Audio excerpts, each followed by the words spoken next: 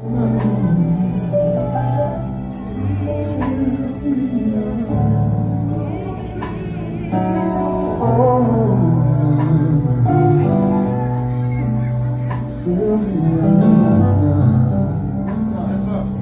28, 12 and 13. When you have it, say amen. Amen. Amen, amen. If you don't have it, it should be on the screen. It says, the Lord will open to you his good treasure. Y'all better receive it. I receive that, Lord. The heavens, to give you the rain to your land in its season. Somebody say it's about to rain. It's about to rain. Pour it out now. Yes, thank you, Lord. Hallelujah, hallelujah. And to bless all the work of your hand. That means everything you touch. You shall lend to many nations, but you shall not borrow. Yes, thank you, Lord. The Lord will make you the head and not the tail. You shall be above only. And there's no other option. Above only and not beneath. If you heed the commandments of the Lord your God, which I command you today, and are careful to observe them. May the Lord add a blessing to the reading and the doers of his word. I could not sleep Friday. I could not sleep on Friday night, Thursday night going into Friday morning, because God was depositing into my spirit what I should say to his people. Extreme makeover. It is time for an extreme makeover. Many of you may have seen the TV show Extreme Makeover. You may have seen they take homes and they gut them out and they tear them down and they rebuild them, but it's the same house but with a new look. Look at somebody say, I'm the same house, but it's time for a new look. Listen.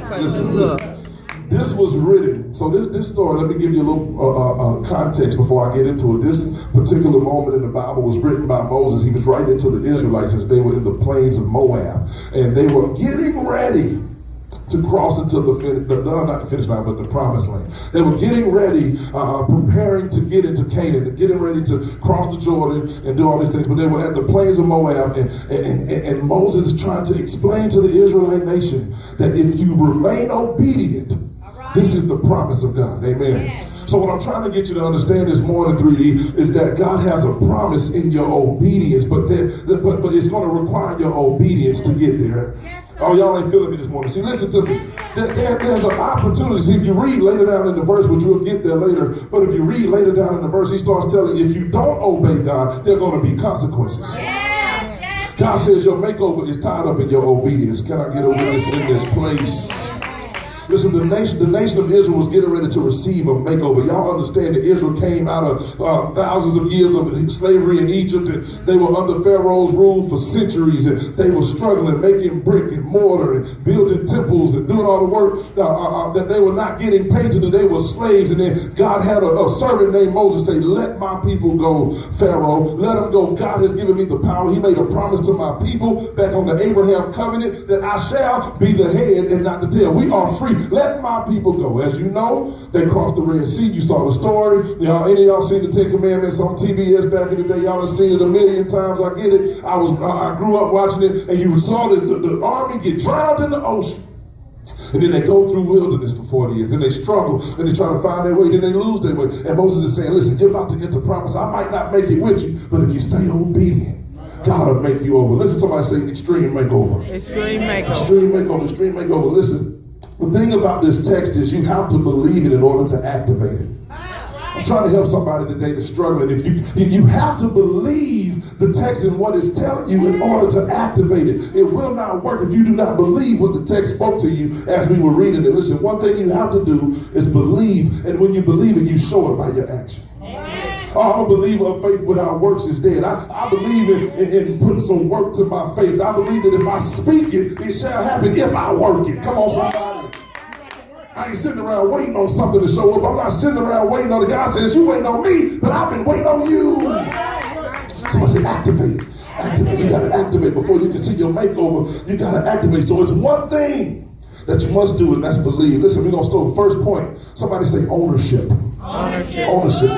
Ownership. I'm going to teach today. We're going to get out of here. We ain't going to be long. I got 15 more minutes. I'm feeling God this morning. Listen, ownership. It says, you shall lend to many nations, but you shall not borrow. Trying to help the person today anybody in here own a house? Anybody got a mortgage? I know it's rare in the black community. We trying to elevate that mindset. Listen, if you rent a house, it's okay. But listen, God says, you shall lend to many nations. I'm trying to help somebody right now. Listen. You shall lend to many nations. God does not like you having to borrow things. Okay, it might not get a lot of amens. I get it. I'm trying to stretch your mind today this morning. Listen, God does not like you having to borrow things from people. I'm going to prove it to you. I'm going to put the word on. This ain't me. Listen, renting is not living in the promise. He gave you a promise. He said, I'll make you the lender and not the borrower. So why are you borrowing somebody else's house? I'm going to break it down. I know it ain't comfortable. I get it. But listen, in order to lend, he said, I'll make you the lender. In order to lend, you must own something. You must own something. Listen, somebody say you got to own it. You got to own it. Listen, I've been there. Ownership, let me tell you why people like to rent houses. And be honest with me, because I'm honest with myself, because I'm struggling with getting out of the mindset of renting and owning. I want to own. I'm renting this church. I want to own my church. Listen, I want to own my house. I want to pay off my debt. I want to be free from debt collection agencies and people calling my phone. I want to be completely free. I want to own my life. Amen. Preach, Trying to help somebody. I ain't just talking about y'all. I'm talking to myself. Listen, tell the truth, shame the devil. How many of you like to see a for rent sign out versus a for sale sign in front of a house?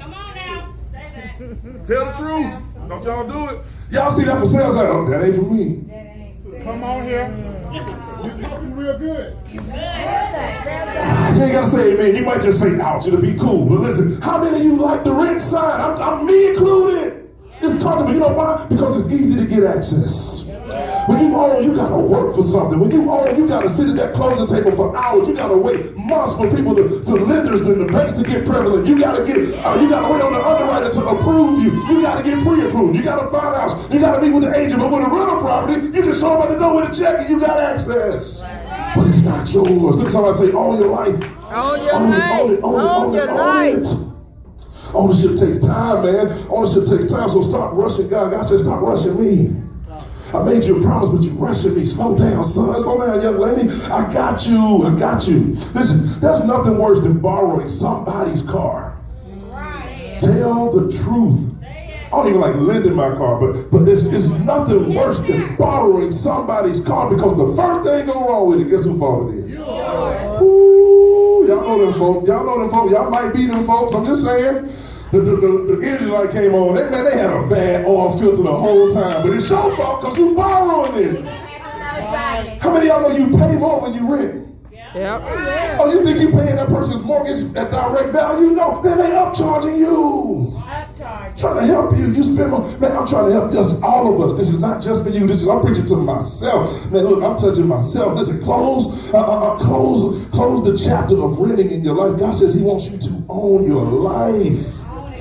Listen, there's nothing worse than borrowing somebody else's husband. All right, I'm done. Preach, Pastor. Preach. Ain't nothing worse than borrowing somebody. He ain't yours. Woo! Y'all better tell that Negro go home. Get out my house. You cost me way too much more, so it costs you more when you rent somebody else's man or wife. I ain't gonna exclude y'all. Side chick ministries. Y'all better watch out. I'm speaking the truth.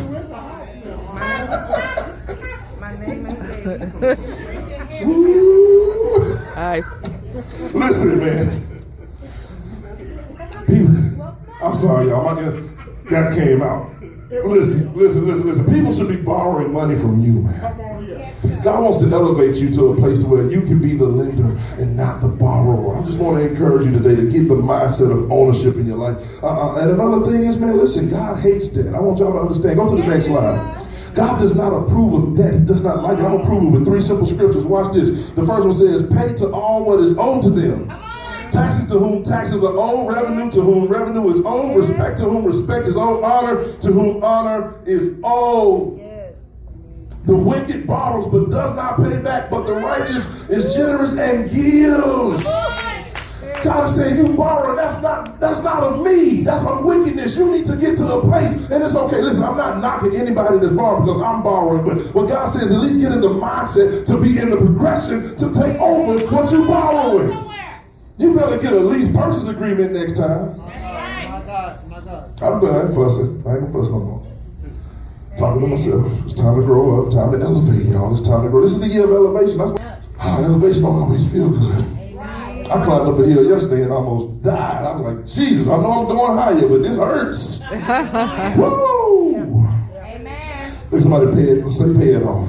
Pay it off. Next point, leadership. Somebody said leadership. Leadership. He said, I'll make you the head and not the tail.